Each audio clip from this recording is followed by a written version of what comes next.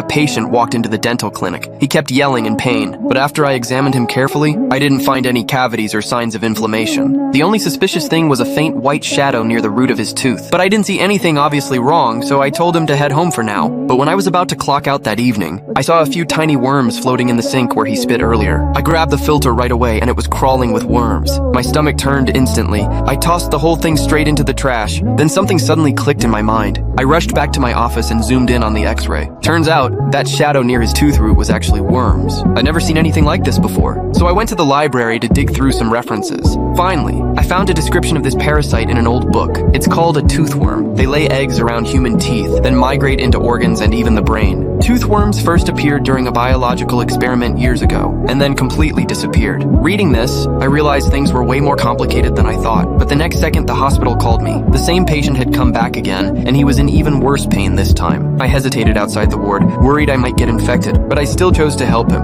I put on a mask and goggles, then started the procedure. I carefully opened up his gums, but the moment I pulled out the first worm, the patient suddenly went into convulsions. I didn't expect the worms to sense danger. They started frantically burrowing into his brain. The next second, he lunged at me and bit my neck. Then he pounced on Anna, who was terrified. I panicked and ran into the next room, clutching my wound, but I realized the worms had already gotten into my body. Then a sharp pain shot through my teeth. Desperate, I grabbed a drill and cut into my own gums. I yanked my tooth out through the blinding pain, but right then, I saw the nurse clinging to the glass door like a zombie. Clearly, she'd already been taken over by the worms. The next second, my eyes started burning. I rushed to the mirror and the tooth worms were already crawling into my eyes. Moments later, my whole body began to convulse.